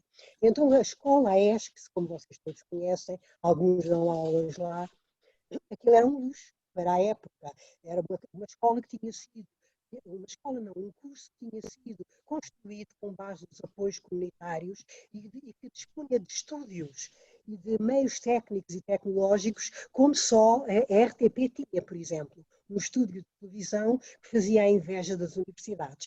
E o Nelson Traquina tinha um desejo de expansão do seu próprio curso, da Universidade, da Faculdade de Ciências Sociais e Humanas, e de abrir a outras, digamos, a outras escolas e a outras universidades, porque ele sentia-se um pouco isolado na Universidade Nova. Peço desculpas às pessoas que estão aqui e que talvez não tenham sentido isso tão de perto, às pessoas da Universidade Nova, como eu senti na altura, porque tive o privilégio de o conhecer exatamente nessa fase. Para mim, o Nelson Traquina era o papa do jornalismo. Quando eu, na altura, tinha saído de Belém, etc., de uma carreira profissional na rádio, sobretudo, mas também na televisão, na RTP, embora menos na RTP do que na televisão do que na rádio, e ele, portanto, queria expandir aquilo que para ele era o ensino e a investigação do jornalismo a outras escolas e universidades. E foi aí que eu conheci-o e imediatamente pensei bem, eu tinha apenas na altura a licenciatura, ainda por cima em histórico-filosóficas, portanto tirada no tempo, ainda no meu tempo, e então eu senti imediatamente que eu tinha que ser aluna daquele homem. E então inscrevi-me no mestrado com a Carla Cardoso, que está aqui, e outros colegas, o Mário Mesquita era também professor no mestrado, e foi assim que eu tirei o mestrado, a seguir o doutoramento, já não com ele, porque na altura depois derivei para outras áreas, mais para a sociologia, e então com o Nelson Traquina a experiência foi uma coisa fantástica, porque ele queria sair dos muros da Faculdade de Ciências Sociais e Humanas. E então fomos à conquista, à procura de outros cursos, de outras universidades e de outras escolas para fundarmos o CIS. E assim nasceu o primeiro centro de investigação, média e jornalismo em Portugal. Nasceu com grandes rivalidades. Eu permito-me dizer isto porque depois ajudei, ou ele me ajudou a mim, a fazer os contactos. Tivemos audiências com o ministro Mariano Gago, tivemos audiências com presidentes de Câmara das áreas de Lisboa e arredores para podermos arranjar uma sede. Imaginem, arranjarmos um espaço para o SINJ. Então, lembro-me tão bem o que foi a nossa audiência com o Mariano Gago, um grande senhor já na altura, era o ministro da e então ele dizia-nos assim, vocês não precisam de casa. A primeira coisa é arranjarem pessoas e arranjarem projetos. O Nelson ficou entusiasmadíssimo com esta ideia, que era também a dele, mas dizia, mas nós precisamos de um sítio para nos arrumar, para fazermos os nossos arquivos, juntarmos as pessoas, e aí o Mariano Gago não tinha para nos dar. Mas depois disse-nos, vocês vão falar com Cascais. Sabem quem era o Presidente da Câmara? O Isaltino Moraes. O Isaltino Moraes, antes ainda de tudo aquilo que aconteceu com ele, não é? E agora que está, portanto, já no seu pleno direito de autarca, depois de ter expiado a sua pena, e então o Isaltino recebeu-nos a mim e ao Nelson Traquina. Eu não me recordo e peço desculpa se mais alguém nos acompanhou nessa altura. E então o Isaltino foi uma coisa espantosa, porque era eu a descobrir o Isaltino e o Nelson Traquina a descobrir um autarca português. E então o Isaltino, vocês querem um espaço? Ok, eu arranjo, mas qual é o lucro que isso me traz? Portanto, era uma visão extremamente interessante e eu, a tentar gaguejar um pouco, não é? O Nelson não dizia nada, eu disse, Sr. Presidente, certamente é uma questão reputacional para si, como Presidente da Câmara, ter aqui instalado no seu conselho, ou na altura não me recordo, aqui na sua Câmara, um local, então arranjou-nos uma vivenda, um espaço de uma vivenda com um jardim. Lembro-me que eu e o Nelson ainda lá fomos, penso com mais algumas pessoas, e aquilo era de difícil acesso. E obviamente nós não conseguíamos levar para lá os investigadores da Faculdade de Ciências Sociais Humanas, da Escola Superior de Comunicação Social e de outros sítios de onde vieram, de Braga, inclusivamente, o Manel Pinta, a Helena Sousa, muitos fundadores do SINJ que vinham para Lisboa e não tinham de onde reunir. Bem, aquilo foi tempo tivemos aquela sede e depois fomos para a Câmara de Lisboa, que nos arranjou então um local, como é que se chama aquele bairro ali, já não me lembro, alguém poderá depois colocar, que era então... Em Alcântara. Era aqui? Alcântara. Na Avenida de Ceuta. Na Avenida de Ceuta. Durante muito tempo partilhámos aquele espaço e a Dona Natália, a nossa secretária do SINJ, ainda ia para lá e, enfim, fazíamos reuniões lá e, portanto, assim nasceu aquele que foi o mais antigo, que é o mais antigo centro de investigação em média e jornalismo e onde se formaram mentes brilhantes na investigação, como, por exemplo, a nossa querida Marisa, que era uma menina preferida de Nelson Traquina. Ela era uma jovenzinha, não é? Vocês estão a ver. E hoje ainda é uma jovem mamã. Mas foi um momento fundador. E eu não queria deixar que esta sessão... Eu peço desculpa porque não era prevista no entrevista. Ainda por cima estou um handicapé, não é? E então... E eu não queria deixar esta vertente do Nelson Traquina, que era tão interessante, era a socialização do Nelson Traquina com algum poder autárquico, poder, por exemplo, algumas pessoas com quem ele não tinha grande facilidade, porque o Nelson era uma pessoa difícil de trato, vocês todos sabem, aqueles que estavam com ele em muitas reuniões. Lembram-se quando, na secretária, nas reuniões do SINJ, quando ele começava assim com a perna a bater, o pé a bater no chão, e eu pensava assim, meu Deus, ele vai explodir. Era muito interessante. E eu só tenho de dizer, eu quando soube do falecimento dele, um grande abraço aos irmãos, eu fiquei para morrer, mas como é possível? O Nelson, a última vez que estive com ele, foi num jantar que ele vinha, sempre me telefonava, ou íamos almoçar ou jantar com alguns de vós, e era sempre a mesma coisa, Estrela, quando é mais coisas, mais projetos, o jornalismo, bem, eu podia contar imensas coisas sobre, agora, com muita coisa do jornalismo de hoje, mas isso era uma discussão mais para o Pedro e para o António Zé e para alguns dos jornalistas, que é aquilo que está a ser, para mim, uma certa perversão do jornalismo, e que alguns colegas nossos estão a defender, inclusivamente em artigos, que é o hibridismo do jornalismo. E isso seria uma discussão interessantíssima para termos, inclusivamente com o Mário, o meu querido Mário, que agora está na ERC e que sabe bem o que são os valores éticos e ontológicos. Será que eu posso acrescentar uma coisinha? Só um bocadinho, Carla. Sim, sim. Obrigada, Pedro, por me deixaste falar um bocadinho. Foi um prazer e este momento de ternura acho que é quase um epílogo do nosso percurso, mas a Carla Rodrigues está também a pedir para falar. Eram 30 segundos. 2, 3 minutos para terminar. Carla, por favor. Não, sim, é só no seguimento do que a Estrela disse, que acho que é só um aspecto que falta referir em relação ao CIMES. É que o CIMES era interuniversitário e tinha jornalistas e tinha académicos.